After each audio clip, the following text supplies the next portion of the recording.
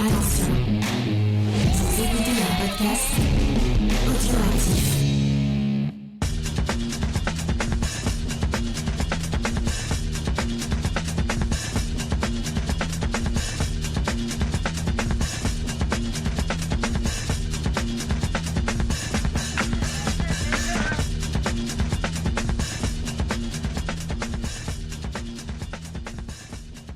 Salut à tous et bienvenue dans le podcast des réfracteurs, une fois de plus un podcast spécial consacré à un film de Sidney Lumet, puisque vous le savez, pendant tout le mois d'avril, notre ligne éditoriale se met au diapason de ce cinéaste qui a tant marqué le 7e art, et aujourd'hui on va se pencher sur un de ses films les plus emblématiques, à titre personnel même l'un de mes préférés, c'est La colline des hommes perdus, ou The Hill de son titre original, sorti en 1965, avec notamment Monsieur Sean Connery pour la première fois chez Sidney Lumet, mais aussi Harry Andrews.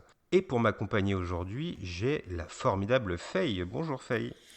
Coucou tout le monde, coucou les garçons. Très contente d'être là pour parler d'un nouveau film de Lumet, parce que vraiment, j'aime de plus en plus ce réalisateur. Et pour nous accompagner, nous reformons l'équipe qui était là pour 12 hommes en colère, puisqu'on a aussi le très sympathique et pertinent XP. Bonjour XP. Bonjour Spike, bonjour Faye, comment allez-vous ? Eh ben très bien, et toi ? Moi ça va aussi. Eh ben on est toujours bien quand on est réunis pour parler de cinéma.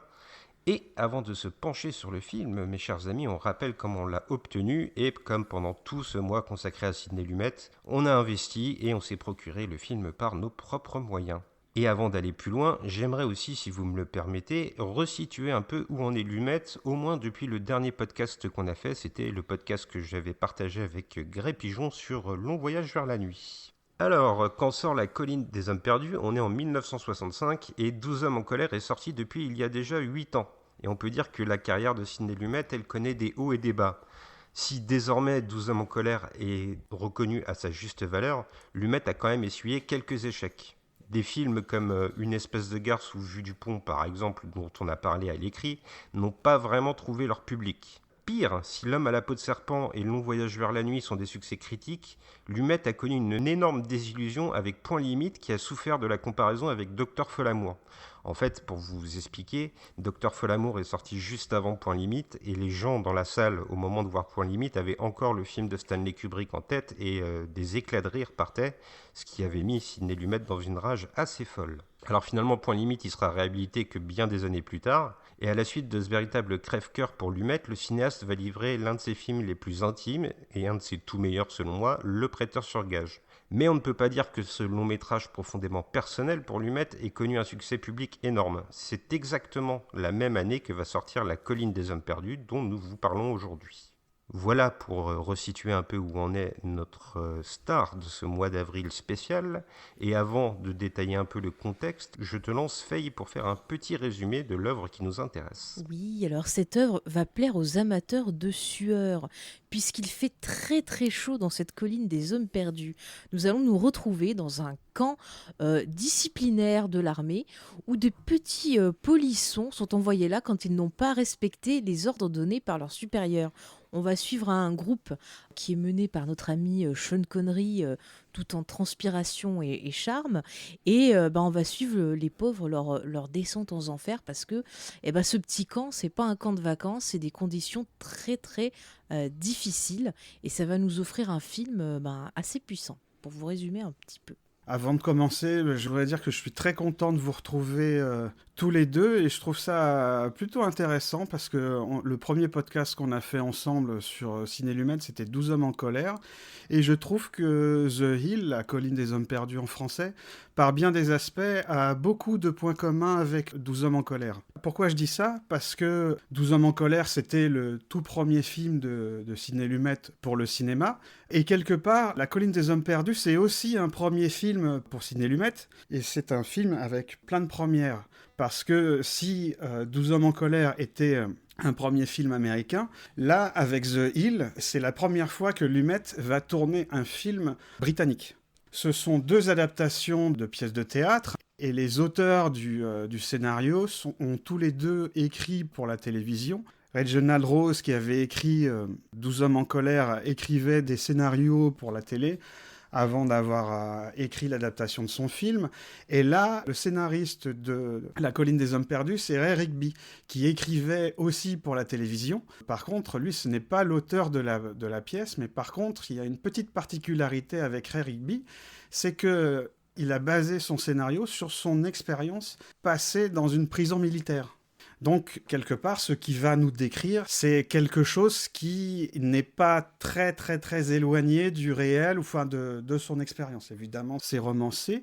Aussi, du point de vue de la production, je vois aussi des points communs entre 12 hommes en colère et The Hill. Alors, 12 hommes en colère, lui, avait été produit par Henry Fonda. Alors, certes, The Hill n'est pas produit par Sean Connery, mais le film a pu se monter sur son nom. Parce qu'en 1965, Sean Connery a 35 ans, et c'est une star internationale grâce au rôle de James Bond, où il explose littéralement depuis 1962. En 1965, il va tourner le 4e Bond, qui est Opération Tonnerre, et Sean Connery, on a un peu assez d'être cantonné au rôle de l'espion au service secret de Sa Majesté. Et dès le 2e film, entre chaque tournage, il va tourner d'autres films. C'est pour ça que l'année précédente, il a tourné, après avoir tourné Goldfinger, il va tourner avec Alfred Hitchcock, il va tourner Pas de printemps pour Marnie. Et lorsque il entend parler du scénario de The Hill, ça l'intéresse beaucoup. Ça l'intéresse beaucoup parce que d'une part, ça va lui permettre de sortir du rôle de James Bond, et d'autre part aussi parce que Sean Connery, quand il avait 16 ans, il avait rejoint la Royal Navy, puis il est envoyé à la marine à l'âge de 16 ans, et il est viré de l'armée pour raison médicale, en raison d'un ulcère. Lors d'une interview à Cannes, Sean Connery dira que aussi un des choix de cette histoire, c'est parce qu'il n'avait pas beaucoup apprécié son expérience au sein de l'armée britannique. En effet, The Hill est le tout premier film britannique que réalise Sidney Lumet. Un petit peu de contexte. Le film, comme je l'ai dit, est basé sur un scénario de Ray Rigby,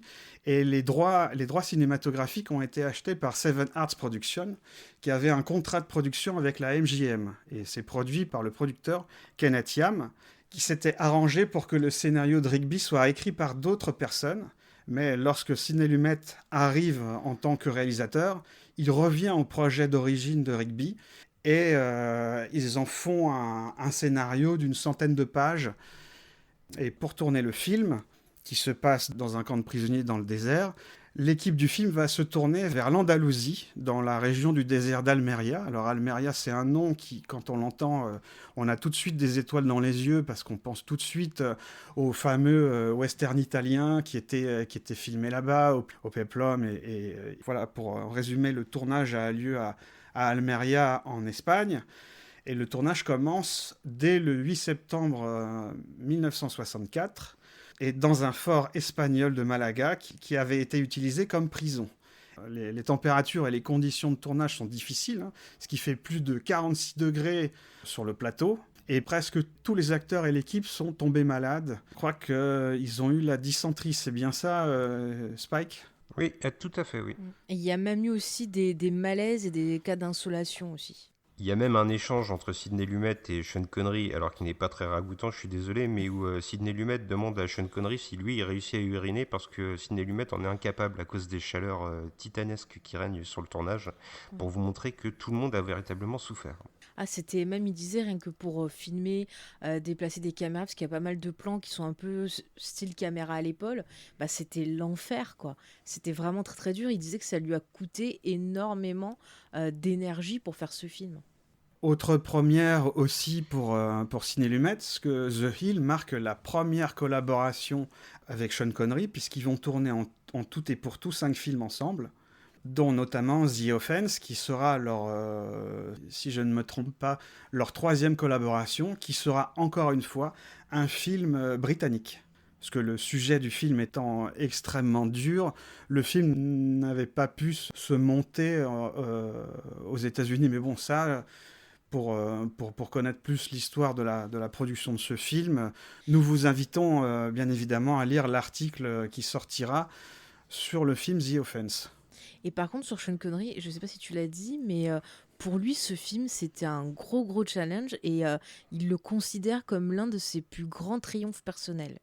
Ah, tout à fait, tout à fait. D'ailleurs, Sean Connery aura parmi ses plus beaux rôles avec Sidney Lumet, hein. Oui, absolument. Même si le film n'a pas rencontré un grand succès public, Sean Connery le tient en haute estime. Et si vous me permettez, il y a aussi deux autres personnes qui vont être importantes dans la carrière de Sidney Lumet que je voudrais mentionner. Le premier, c'est l'acteur Harry Andrews qui joue un des gradés de ce camp disciplinaire. Et cet acteur, c'est vraiment un intime de Lumet. On l'avait déjà aperçu auparavant dans le Moby Dick de John Huston. Et avec Sidney Lumet, ils vont réaliser plusieurs films. Donc il y aura The Hill, il y aura M15 Demande Protection, La Mouette, une adaptation de Tchekhov, et Écus. Puis par la suite, c'est aussi quelqu'un qu'on va retrouver dans des rôles plus mineurs chez d'autres cinéastes, par exemple dans Le Grand Sommeil, dans Mort sur le Nil, une aventure d'Hercule Poirot. Beaucoup mieux que celle sortie récemment. Sûrement, oui. Ah bah je confirme. On le retrouve aussi dans Le Superman de Richard Donner. Et puis côté technique, c'est la première collaboration entre Lumet et Oswald Morris, le directeur de la photographie. Et lui, c'est véritablement un cadre. Il a tourné avec Kubrick pour Lolita. On le retrouve aussi donc en tant que directeur de la photographie sur Le Limier, L'Homme au pistolet d'or, un James Bond, tiens encore, L'Homme qui voulait être roi. En bref, c'est un nom, et ils feront également ensemble avec Sidney Lumet Écus, The Wiz, dont on parlera en podcast, Faye, Ouais, purée. et Just Tell Me What You Want.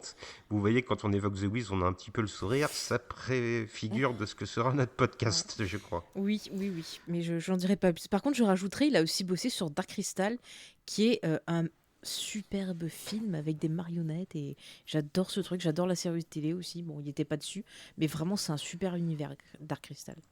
Avant de commencer, pour en revenir sur la distribution, on a failli avoir la première rencontre cinématographique entre Sean Connery et Michael Caine, puisque Michael Caine devait tourner dans le film The Hill, mais il a préféré refuser le rôle de Williams, qui sera interprété par Ian Hendry, et il a préféré tourner le film Alfie le Dragueur.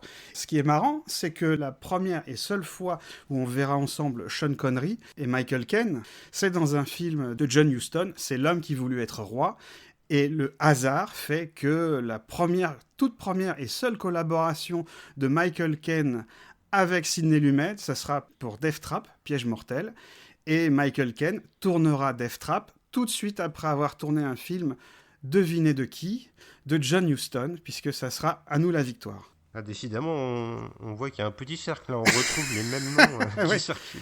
Et justement, je parlais du rôle de Williams, il est interprété par Ian Hendry, et Ian Hendry, c'est ni plus ni moins le tout premier Avenger, puisque les fans de séries télé doivent le connaître, puisque Ian Hendry, en fait, c'était le tout premier héros de la série Chapeau melon et bottes de cuir, qui s'appelle Avengers en Angleterre. Et son acolyte, c'était à l'époque, dans la première saison, c'était John Steed, incarné par Patrick Macnee. C'est tout à fait ça. Alors, XP, je sais que c'est ta chasse gardée et que tu le fais comme personne. Tu vas peut-être pouvoir nous parler des premières images, celles qui ouvrent la colline des hommes perdus. On le répète assez souvent, quand Lumet a un scénario, il se demande d'abord qu'est-ce que ça raconte et comment le filmer. Et une fois encore, les images sont très parlantes. Alors, le film commence par un plan à la grue sur le sommet d'une colline, et on voit un soldat qui la gravite et qui déverse un sac de sable, et il tombe dans les pommes. Au loin, on devine le drapeau de l'Union Jack, donc on sait déjà, rien que par ces images, que nous sommes dans un endroit où il fait chaud, et qu'on est sur un territoire britannique. Ensuite, la caméra se recule et on réalise que cette colline est en fait totalement artificielle. La caméra recule. Et là, on se rend compte que nous sommes dans une enceinte, dans un camp disciplinaire, avec autour de la colline, nous voyons des soldats qui font de la gymnastique en plein soleil. Et ensuite, la caméra se recule pour vraiment situer où se trouve ce camp disciplinaire, c'est-à-dire en plein milieu du désert, au milieu de nulle part, et on devine qu'il n'y a absolument aucun moyen de s'évader, si ce n'est de partir par un véhicule motorisé. La deuxième scène se déroule dans l'infirmerie. On voit un personnage qui tient sur le lit le soldat qui a fait une insolation, et il dit il a fait une insolation, et en fait nous nous rendons compte par le dialogue qu'en fait cette personne c'est le sergent-chef, c'est le chef du camp, et qui dicte en gros au médecin du camp ce qu'il doit dire, puisque le médecin du camp n'a absolument pas voix au chapitre. On comprend tout de suite par cette première introduction que le chef est supérieur au médecin. C'est lui qui prend le pas sur le médecin, déjà en diagnostiquant alors que ce n'est pas son cas. Et il dit qu'il y a 5 prisonniers qui vont arriver, 5 nouveaux prisonniers qui vont arriver, dont un qui s'appelle Roberts, qui sera incarné par Sean Connery. Et il dit qu'il veut le mater.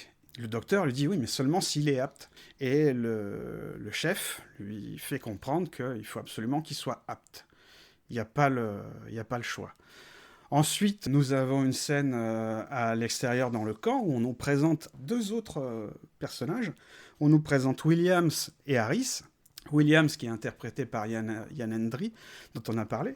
Et là, on apprend que c'est un nouveau, hein, il vient de la société civile.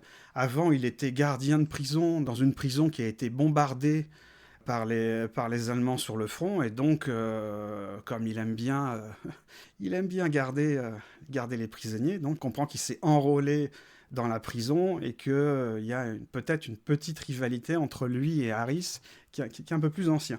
Et lors du dialogue, on comprend que, encore une fois, le chef assoit son autorité parce qu'il lui dit moi, tout ce que je demande, c'est que les prisonniers obéissent.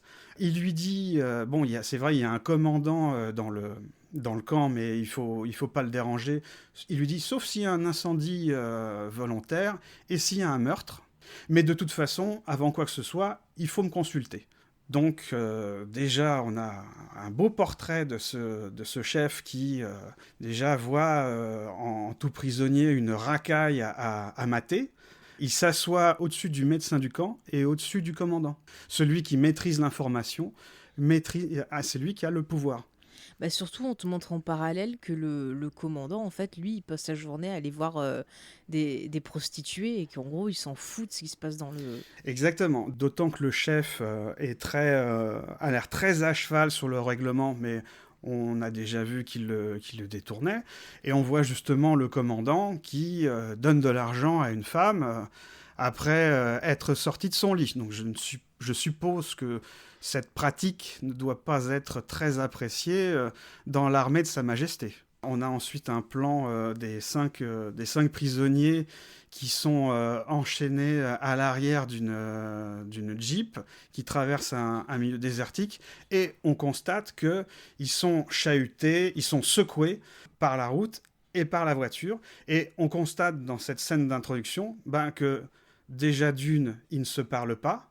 Donc ce sont les seuls personnages qui ne sont pas du tout introduits par la parole ou par les dialogues, et le fait qu'ils soient chahutés, chaotés, c'est aussi une manière pour l'UMET de nous dire voilà ce qui va leur arriver, parce qu'une fois dans le camp, ils vont être aussi chahutés et chaossés, parce que dans le camp, à chaque fois qu'il faut se déplacer, il faut marcher, il faut courir au petit pas. On ne marche pas dans le camp. Même, ça arrive même à des scènes ultra ridicules où, lors de la queue pour la soupe et pour manger, pour la gamelle, il faut courir sur place, et il faut courir avec sa gamelle au risque de tout renverser par terre. Lorsque les soldats, les prisonniers arrivent dans le camp, là, l'UMET va utiliser ce qu'on appelle la valeur de plan, et ce qu'il va tout le temps utiliser lors de son métrage. C'est-à-dire que, par ce choix des cadres, il va montrer toujours quel personnage domine les autres. Et c'est intéressant la façon dont il filme Williams au début, parce que c'est Williams, donc le nouveau, qui est chargé d'interroger les personnages. On remarque déjà, premièrement, il ne les regarde pas dans les yeux. C'est déjà un indice sur son caractère. Et ensuite, quand c'est au tour du chef, lui, il les regarde dans les yeux, et l'UMET prend le choix de le filmer de dos, où on voit à chaque fois, soit à droite, soit à gauche, en très grand sur le cadre, en premier plan, son épaule et et son coup. Donc, ce personnage de chef domine le cadre, il domine le personnage. Et on ne l'a pas dit encore, mais Lumet, sur ce film, va faire le choix d'utiliser toujours des focales courtes, c'est-à-dire des plans larges. Et donc, à chaque fois qu'il y aura un personnage qui domine un autre, eh ben, Lumet va toujours faire en sorte qu'il y ait un personnage qui domine les autres. Et quand il y a confrontation, quand il y a défi, Lumet va toujours, mais toujours systématiquement, les filmer, les deux personnages de profil, exactement au même niveau. C'est ce qui arrive au soldat King, Jaco King, le seul prisonnier noir de l'équipe, parce qu'on se rend compte que le chef et Williams sont absolument racistes. Ils lui dénient des droits en se basant sur, soi-disant, le règlement de Sa Royale Majesté. Mais lui, Jaco, le soldat King, dit « Moi, je suis un citoyen britannique comme un autre. » Et quand le chef le reconnaît, les deux personnages sont filmés tous les deux de profil au même niveau. Et lors de cette présentation, on remarque qu'il y a quand même deux prisonniers qui se détachent. C'est le personnage de King et celui de Sean Connery. Parce que ce sont deux personnages qui sont filmés plutôt en gros plan. Ça va s'avérer intéressant pour la suite. Mais en fait, dans cette scène-là, je me permets, c'est que déjà, il va nous situer en fait les prisonniers par ordre de force.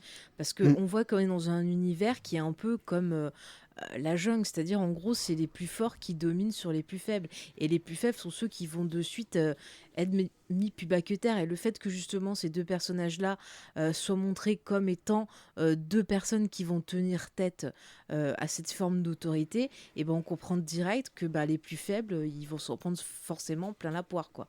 Et donc déjà, il permet de nous situer aussi les enjeux dramatiques qu'on va découvrir dans le film au fur et à mesure. Tout à fait. Et puis j'ai oublié de vous parler d'une scène qui se déroule juste avant l'arrivée des prisonniers. C'est une scène assez importante et je pense que tu t'en serviras dans ton analyse plus tard, Faye. C'est-à-dire qu'il y a deux prisonniers qui vont être libérés parce qu'ils ont fini de purger leur peine ou leur punition disciplinaire, et puis ils disent que de toute façon ils sont plutôt contents du traitement qu'ils ont eu, et puis... Ah, mais là, c'est hyper intéressant parce que rien que dans cette séquence, il nous montre que tout le propos auquel on va assister ne sert à rien. Et débile, parce que ces gens, ils font genre « Ah oui, on a trop kiffé, c'était trop bien et tout ». Et quand ils sortent, qu'ils sont à l'extérieur du camp, qu'ils retrouvent leur liberté, et ben par leur posture, le fait qu'ils commencent à rigoler et tout, on comprend qu'en fait, ils ont fait style, ils ont prétendu pour quelque part sortir de là. Et donc on voit que le propos de cette armée qui fait un camp pour punir, pour redresser ces soldats qui n'ont pas obéi à l'autorité, finalement ça échoue. Ah, tu le lis comme ça. Ah, moi je l'ai lu comme ça, comme direct, justement, Lumet qui remet directement en cause l'armée, rien que par cette scène en fait. Moi, je le lis autrement. Je le lis comme une dérive un peu sectaire, ou comme, ça n'a rien à voir, mais comme un peu un syndrome de Stockholm, où on finit par aimer ces tortionnaires et ces méthodes.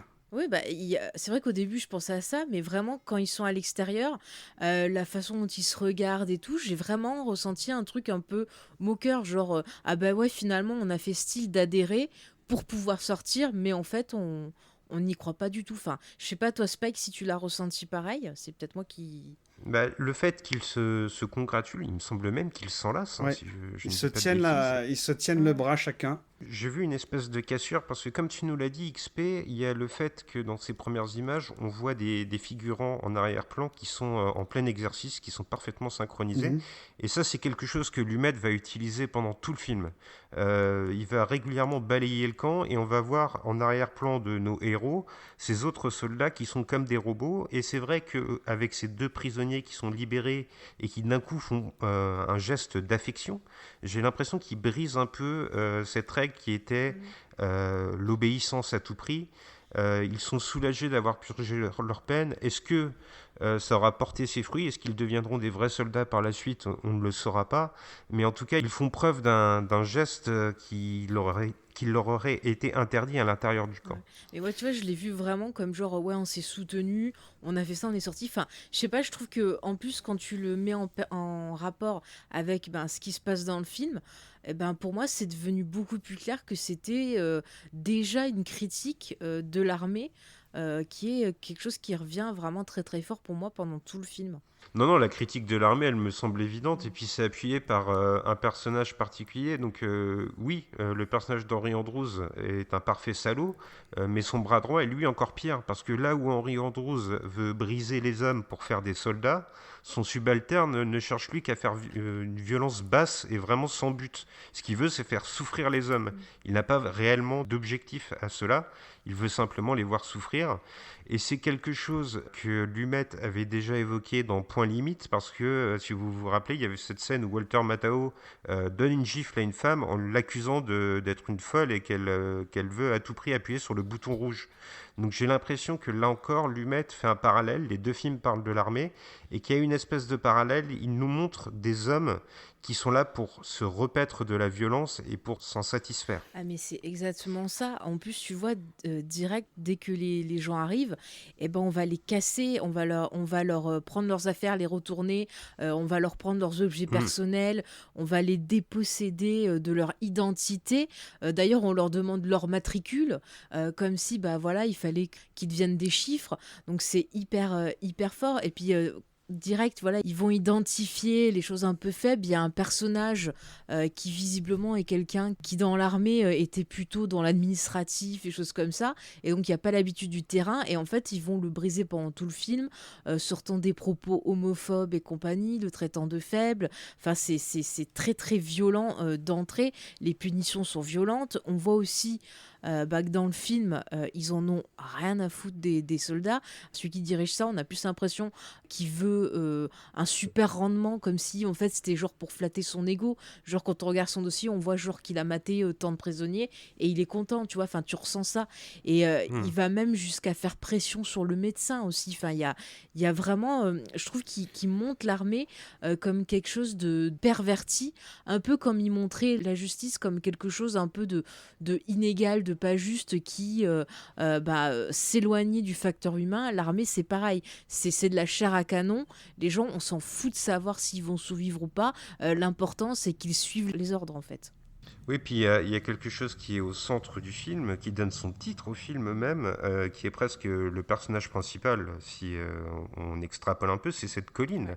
Dès que les prisonniers arrivent dans le camp de redressement, on va leur faire passer une visite médicale expéditive, comme tu nous le disais, XP, mais immédiatement derrière, sans qu'ils n'aient vraiment transgressé le code militaire dans le camp, on va les faire gravir cette montagne, enfin cette colline.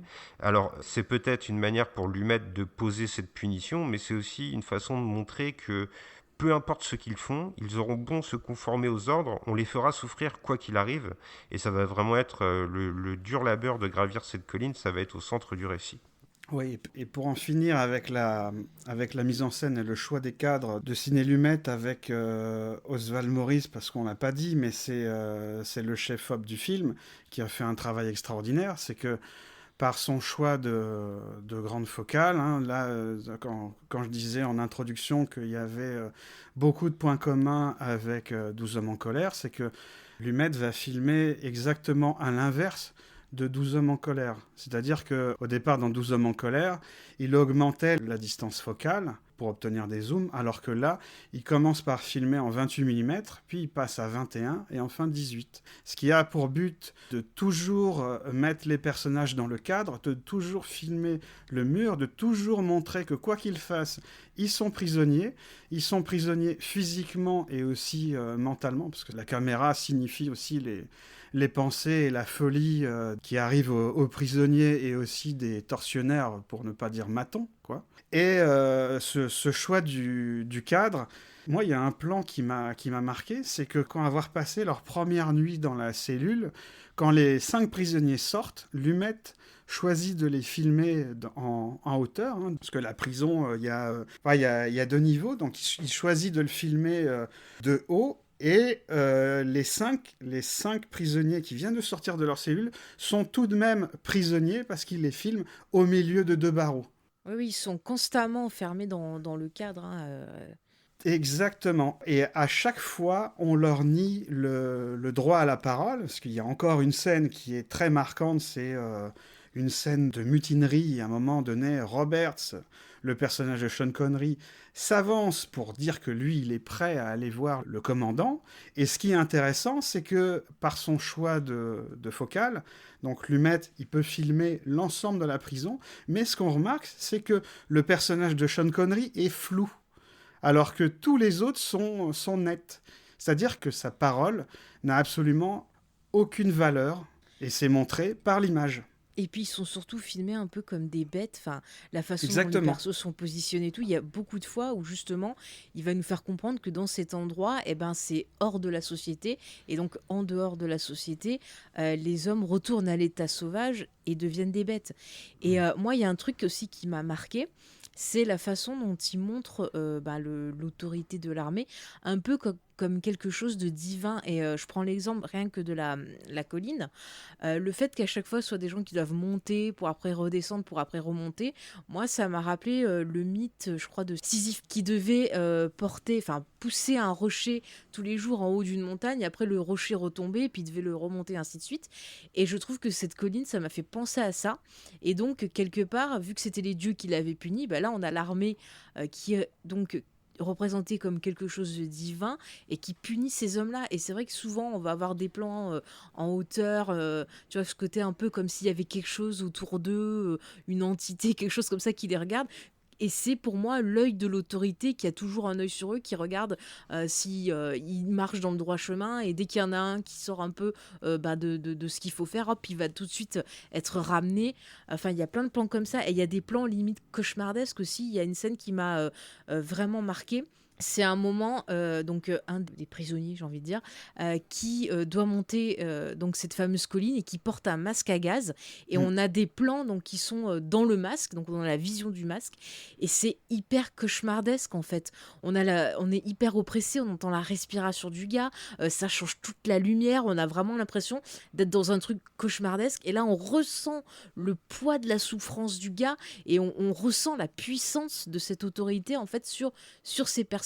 Il y a vraiment énormément de fois où j'avais une sensation d'oppression. Quand tu les vois dehors avec la chaleur, à quel point la chaleur est hyper importante, la sueur qui coule sur les persos, les visages, justement, le fait d'utiliser des grandes focales et de déformer comme ça les traits des personnages, on sent la souffrance. Il fait de ce film quelque chose d'hyper viscéral, en fait. Enfin, moi, j'ai vraiment ressorti leur peine, et à chaque fois, j'étais énervée contre la connerie de cette armée. Au final, je me disais, mais qu'est-ce qu'ils veulent à la fin ? Ils croient vraiment que parce qu'ils font ça, les gens vont obéir, vont partir à la guerre sans sourciller. Qu'est-ce qu'ils veulent ? Ça nous met dans la position du personnage de Sean Connery, qui a une espèce de rage et de besoin de comprendre pourquoi il y a autant d'injustice comme ça. Là, c'est pas normal. Et non, mais c'est hyper fort, je trouve. Ce plan dont tu parles, fait avec le masque à gaz aussi, il faut saluer le montage, parce que c'est monté au rythme de la respiration du personnage. C'est-à-dire, on a un plan avec le masque, comme ça, quand il respire, et après, on a un plan avec la colline, ce qui est encore plus oppressant. Oui, puis ça appuie cette déshumanisation dont on parlait plus tôt, et on a l'impression que finalement ils ne sont pas là pour être de parfaits soldats, ils sont là pour souffrir, ça aussi on le disait. Et moi j'ai trouvé qu'il y avait une autre scène assez cauchemardesque, comme tu dis, Faye, sans spoiler de qui il s'agit, il va y avoir un décès dans la prison. Puisque tu en parles, à la fin, je me permets, Spike, c'est que à la fin de cet exercice où le soldat en question, c'est le soldat Stevens, qui porte le masque à gaz et qui grimpe la colline, il s'écroule en plein milieu de la colline, et là, Lumet choisit de cadrer la colline sur un plan à la grue en hauteur, et quand on fait bien attention, on a vraiment l'impression que ce soldat est au fond du trou, au fond d'une tombe. Oui, et ça va être annonciateur de la suite. Exactement. Ce qui m'a marqué dans cette déshumanisation des personnages, c'est les retranchements dans lesquels les 5 prisonniers vont être poussés. En fait, finalement, dans le film, assez étrangement, il y a autant de scènes de rire que de scènes de bagarre, mais c'est des rires qui sont proches de la folie, en fait. Oui, c'est des rires nerveux. Tout à fait, c'est des personnages qui sont poussés à bout et qui se retranchent donc dans les derniers bastions de leur âme. Et donc cette mort que je vous signalais, qui intervient à peu près à la moitié du film, c'est sûrement pas innocent si elle intervient en pleine scène de fou rire en fait. Tous les autres prisonniers sont hilars, tandis que l'autre s'écroule au sol.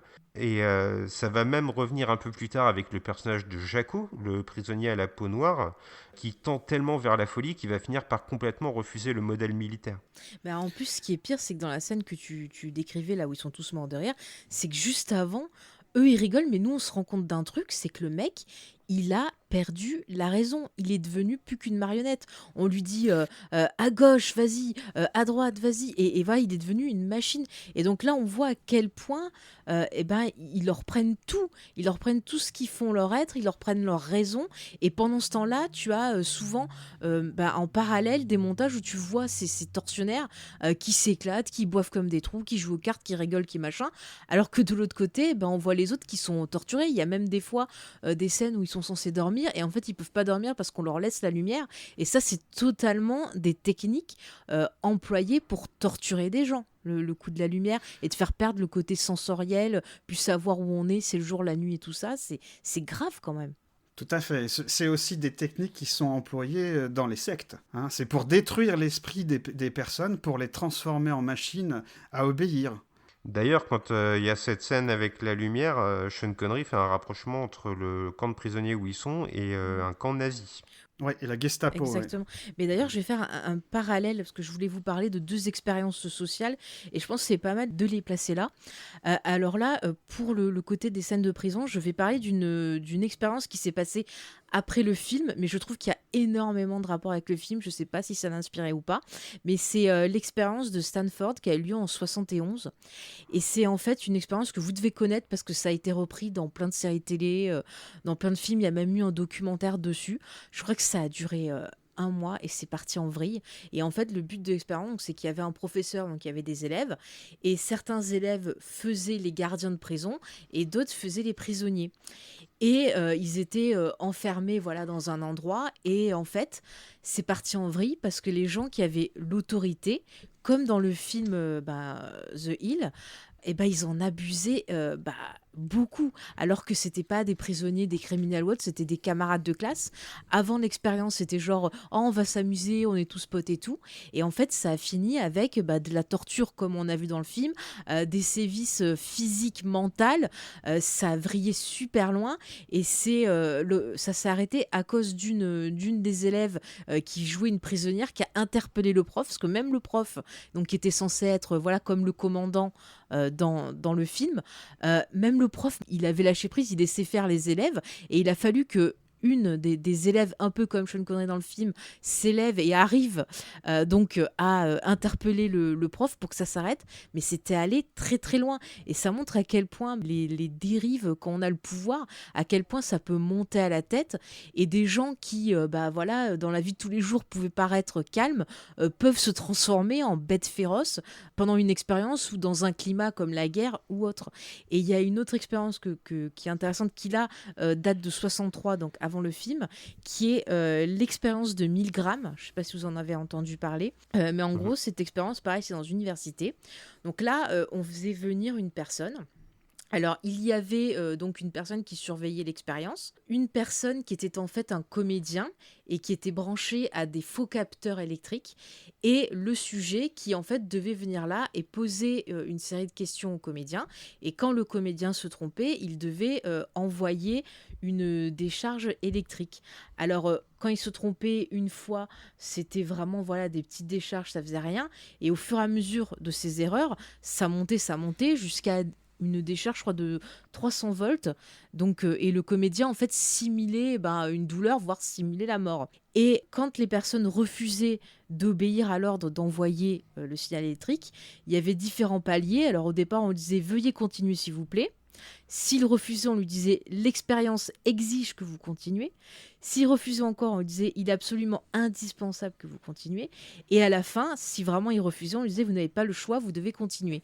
Et ce qui était intéressant, c'est de voir qu'en fait, soumis à l'autorité, il y avait beaucoup de gens en fait qui allaient vraiment au bout. Il y en a qui sont allés vraiment à fond, qui regardaient le comédien gémir, souffrir, baver, tomber dans les pommes. Mais il fallait tellement respecter l'autorité, ils avaient peur d'aller contre, qu'ils allaient au bout. Et il y en a qui quand même refusaient. Et en fait, ce qui est intéressant, c'est qu'après l'expérience, l'examinateur s'est penché en fait sur ce que ça faisait sur les personnes qui avaient obéi aux ordres. Donc, il posait un questionnaire. En fait, il s'est aperçu qu'il y avait des personnes qui regrettaient pas parce que c'était les ordres, et d'autres qui quand même, après, se sentaient traumatisées et se remettaient en question en disant mince, qu'est-ce que j'ai fait et tout. Bon, après, on leur disait la vérité quand même, hein, mais c'était impressionnant de voir en fait ce que l'esprit humain est capable de faire quand il est soumis à une autorité, soumis à un stress comme ce qu'on voit finalement dans le film. Je trouve que ça fait un chouette parallèle avec le pire des tortionnaires qui fait ça, et on a l'impression que c'est pour faire plaisir à celui qui est au-dessus de lui, et il y prend goût. On a l'impression qu'il se rend pas compte que c'est pas un jeu en fait ce qu'il fait. Et j'ai trouvé ça hyper impressionnant, et quand j'ai vu le film, j'ai repensé à ces deux expériences, et je vous invite à aller voir. Il y a des documentaires, il y a énormément d'articles dessus, et c'est effrayant. Il y a eu un film Ouais. sur Milgram même assez récent. Et moi, je te rejoins totalement parce que je trouve que dans le film, Sidney Lumet, il montre aussi ce qu'on appelle l'inaction des hommes de bonne volonté. Il y a par exemple le médecin qui, pendant la majorité du film, refuse de contredire les ordres de son supérieur. Il y a aussi un des geôliers qui, par la suite, prendra un rôle plus positif, mais qui, pendant une bonne moitié du film, se mure dans le silence et refuse de se confronter aux ordres. Ouais. Il y a véritablement dans The Hill l'image d'une hiérarchie qui est défaillante, qui est ancrée dans l'immobilisme. Et ça, c'est vraiment un thème Et lumétien. qui se remet pas en question aussi. Parce qu'il y a plein de fois, on Absolument. leur donne la chance de se remettre en question et ils refusent d'ouvrir les yeux. C'est genre plutôt que de reconnaître qu'ils ont fait des choses horribles ou qu'ils ont fait des erreurs, non, c'est pas possible, c'est forcément la faute des autres. Genre le médecin, par exemple, quand il veut justement dire mais c'est pas bien, machin chose, on lui dit mais avant, t'avais rien dit toi. Alors si tu dis quelque chose maintenant, je dirais que c'est toute ta Absolument. faute, quoi. C'est horrible, c'est horrible. Il y a une révolte face à un système, et puis je rejoins aussi ce que tu dis sur le côté expérience du film, dans le sens où le cadre que nous offre Sidney Lumet est bien particulier.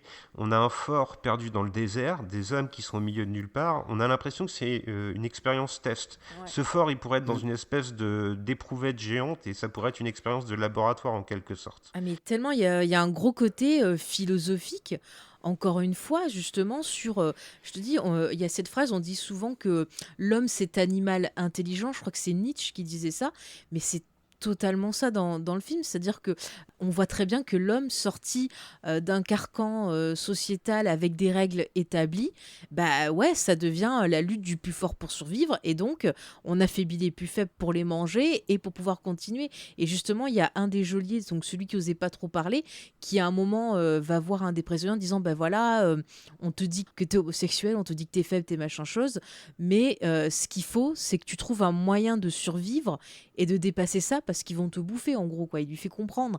Et il a raison. Il faut trouver un moyen de les résister. Et dès qu'on se laisse avoir, c'est foutu. Enfin, c'est vraiment, le film, il est très très fort sur ça, hein.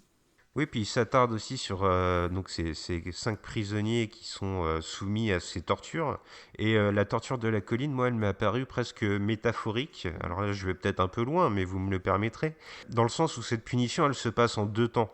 D'abord, les hommes doivent gravir la colline, c'est injuste, ils souffrent, ils sont poussés au bout d'eux-mêmes, puis ils doivent la descendre, et là, ils se laissent complètement tomber, en fait. Ils sont comme effondrés, et c'est véritablement la thèse du film, selon moi, c'est qu'on va pousser des hommes dans les pires sévices, et jusqu'à ce qu'ils se brisent.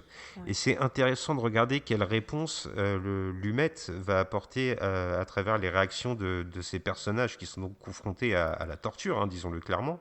Il y en a qui vont se soumettre, le traître, il y en a qui vont se conformer sans sourciller, il y en a un qui va jouer les bons soldats, puis il y a celui qui va devenir complètement fou. Finalement, le seul qui garde sa philosophie de base, ses valeurs, c'est Sean Connery. Mais alors, tu vois, moi, j'ai envie de dire que la fin du film le brise, pour moi. Parce que la fin du film... Alors, Absolument. si vous voulez pas savoir, juste 2 minutes, parce que vraiment, j'ai besoin d'en parler, parce qu'elle m'a fait avancer 2 minutes, si vous voulez.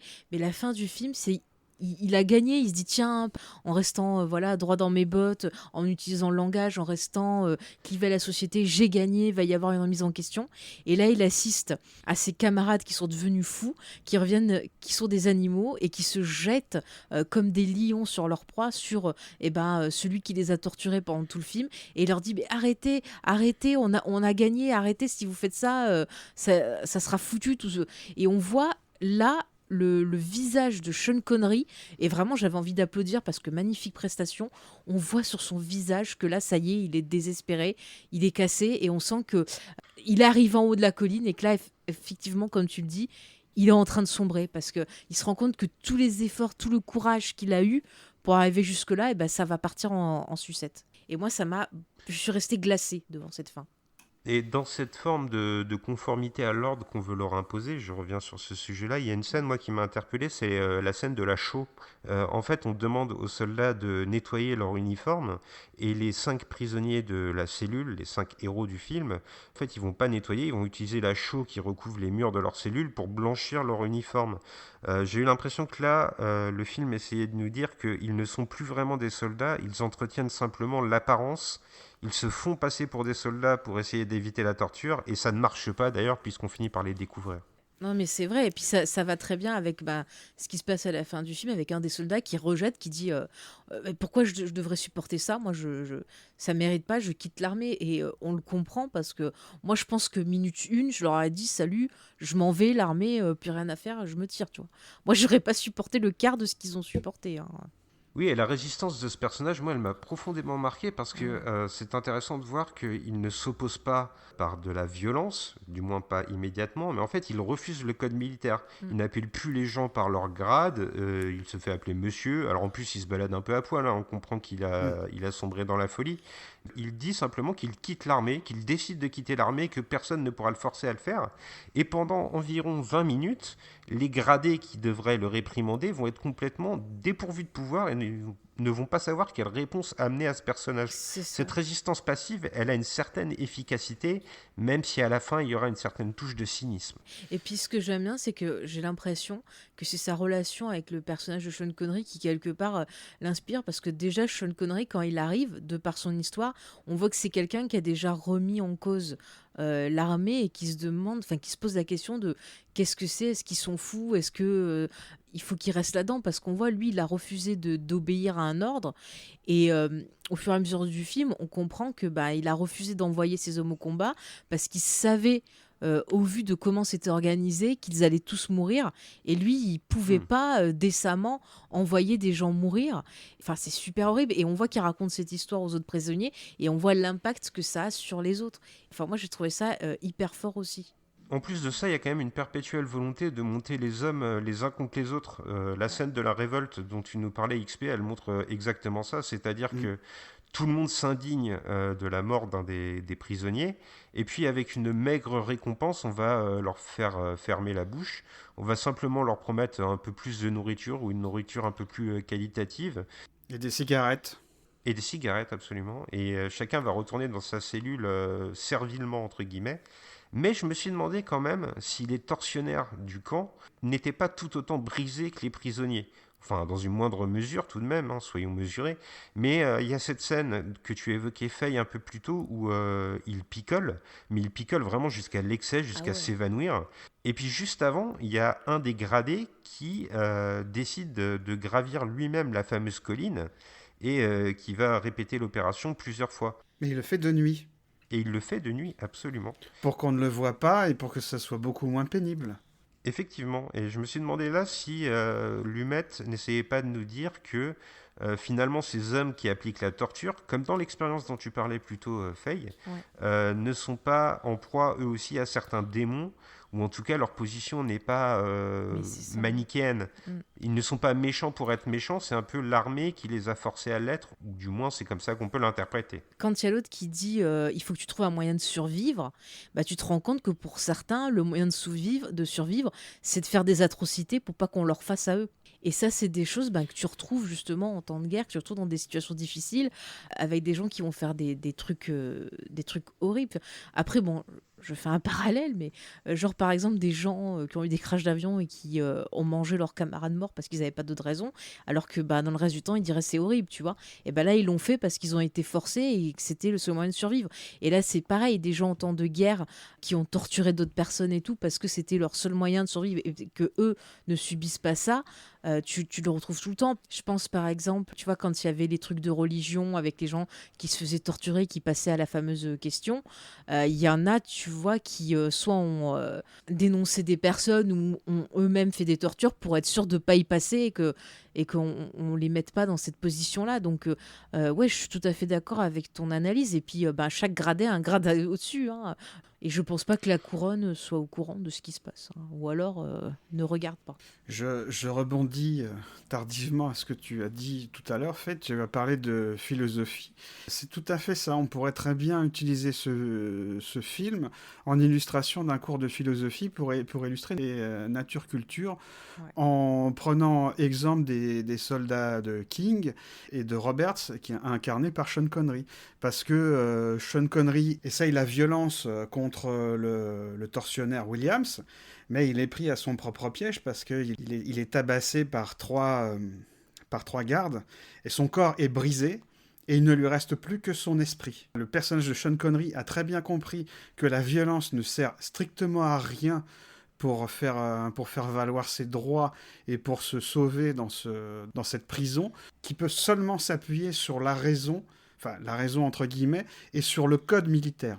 C'est ce qu'il va essayer de faire. Et finalement, quand ces deux prisonniers vont intervenir à la toute fin du film pour, entre guillemets, sauver le personnage de Sean Connery, là, en fait, c'est là que l'esprit de Sean Connery finit par être brisé. Ouais. Parce qu'en fait, on comprend que la façon pour lui de sauver ces hommes, peut-être même de faire condamner les tortionnaires et d'arriver au procès, c'était de lui de se sacrifier. Je me demande si on peut pas faire un parallèle justement entre le personnage de Sean Connery dans La colline des hommes perdus et le personnage de Henry Fonda dans 12 hommes en colère qui nous avait déjà réunis précédemment pour un podcast, dans le sens où ces deux personnages incarnent un idéal. Henry Fonda, c'était l'idéal de la justice, celle qui serait justement juste, et puis Sean Connery, c'est l'idéal militaire, une armée qui prendrait soin de ses hommes. Là où je trouve que les films diffèrent totalement, c'est que 12 hommes en colère se terminait sur une note positive, Henry Fonda arrivait à son but, chacun avait changé d'avis, la justice avait évolué, tandis que dans La colline des hommes perdus, Lumet est très défaitiste sur la fin de son œuvre. Finalement, tout ce qu'a fait Sean Connery n'aura servi à rien, il ne peut pas lutter contre le système. Là où la justice était peut-être modifiable, l'armée semble, elle, immuable. Oui, oui, je suis d'accord avec toi. Et il y a un truc que je rajouterais sur les parallèles entre les films de Sidney Lumet, c'est le combat mental. Je trouve que souvent, dans ces films, on a des personnages qui vont qui vont livrer tout au long du film un combat mental avec eux-mêmes, mais aussi avec les autres. Et là, c'est totalement le cas dans ce film-là. Et je trouve que c'est mis en valeur avec beaucoup de gros plans sur les regards. Les regards dans les films de Lumet sont hyper importants. Et là, dans ce film, on va avoir des regards plein de courage, des regards de défi, des regards de souffrance, des regards de violence, de gens qui prennent plaisir à faire de la violence, des regards de folie. Enfin, il y a toute une palette d'émotions qui est dégagée par l'image. Mais dans tout, pas que dans les regards, on en a parlé pendant toute l'émission, dans le choix des cadrages, par la lumière, par les mouvements de caméra, ça pue les émotions et le combat mental dans toutes les images de ce film. Et c'est rare des films aussi viscéraux que ça, quoi. Enfin, moi, c'est ça qui me marque dans les grands films de Lumet, c'est à quel point il arrive à nous faire ressentir les émotions des personnages. Et c'est ça qui est fort quand tu as un contact aussi fort avec ses protagonistes, tu en sors de là changé, chamboulé, et tu te mets toi-même à réfléchir, à te poser des questions. Et c'est comme ça que tu t'améliores. Et voilà, bravo Monsieur Lumet. Voilà, je l'aime d'amour, ce gars. Plus je vois des films de lui. Mais vraiment, encore bravo pour ton initiative, Spike, parce que c'est un artiste que j'ai plaisir à vraiment redécouvrir. Gloire soit rendue à Gré Pigeon. C'est lui qui a initié le mois Sidney Lumet. D'accord. Et ben on lui fait un gros bisou. Si vous voulez une petite anecdote, moi que j'ai remarqué et qui a été confirmée après, bien des années après, par un autre réalisateur qui a dirigé Sean Connery, c'est Jean-Jacques Hano. c'est que si on fait bien attention, il y a un moment donné du film, Sean Connery est censé être pieds nus, et en fait, il est en chaussettes, parce que Sean Connery ne voulait pas tourner pieds nus. Et sur Le Nom de la Rose, il était en sandales, mais il demandait à Jean-Jacques Hano de porter des chaussettes. Donc c'est quelque chose qui, euh, qui est récurrent dans sa filmographie. Ah, c'est marrant. Peut-être qu'il aime pas ses pieds.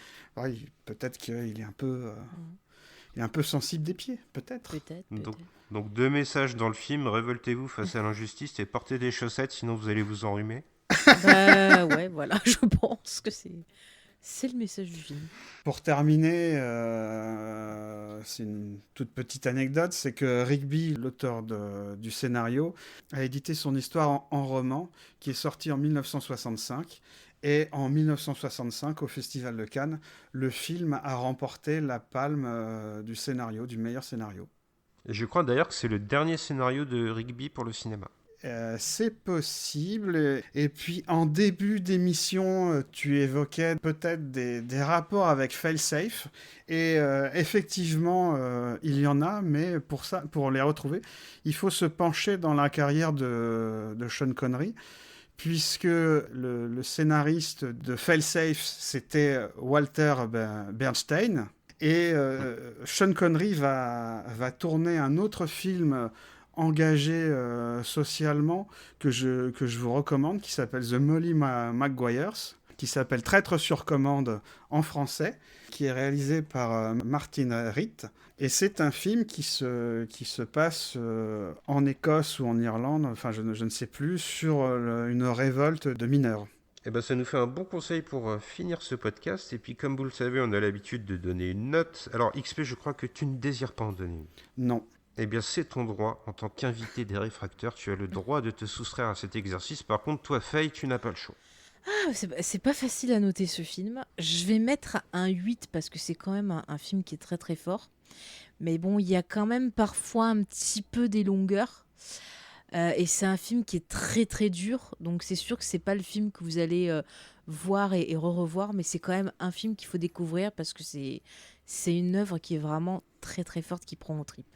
Pour ma part, ce sera un 9 avec un coup de cœur parce que je dois dire que c'est un film que j'aime beaucoup, qui reste ancré en moi et qui ravive une espèce de flamme anarchiste qui m'habite. Alors vous le savez, à force de me lire et de m'entendre en podcast, je suis quelqu'un qui a la révolte facile et La Colline des Hommes Perdus résonne totalement en moi sur ce côté-là. Donc ce sera un 9 avec un coup de cœur. Si je me permets, je ne note pas le film, mais moi c'est un film que j'ai découvert lorsque j'étais enfant, qui passait au cinéma de minuit, l'émission de Patrick Brion. Et c'est un film, quand j'ai vu enfant, qui m'avait beaucoup marqué. Cette colline m'avait beaucoup marqué, Sean Connery m'avait beaucoup marqué. Et à chaque fois que je le revois, ça me fait exactement le même effet. C'est comme tu dis, c'est un film dur qui t'accompagne. Et à la fin, tu prends véritablement un uppercut dans l'estomac. Tu finis complètement le souffle coupé. Par l'interprétation des personnages, par la mise en scène. C'est vraiment un très très très grand Lumet qui est assez, je trouve, assez méconnu dans sa filmographie à tort. Et je trouve que c'est très bien qu'on a eu l'occasion, tous les trois, de le mettre en avant, ce film. Ouais, j'en suis très content aussi et c'est l'occasion de vous rappeler que pendant tout le mois d'avril, on couvre l'intégralité de la filmographie de Sidney Lumet. Il y a déjà eu des podcasts, des articles, il y en aura d'autres, on n'oubliera aucun film. Et moi aussi, je suis très content d'avoir pu mettre le film en lumière avec vous deux, mes amis. Et il ne nous reste plus qu'à faire des bisous à nos auditeurs. Des bisous pleins de sable aujourd'hui, ça vous va ? Ah, plein de sueur. Plein de sueur et de sable. C'était dans la Très bien. thématique. Allez, à bientôt tout le monde. Salut. À bientôt, salut.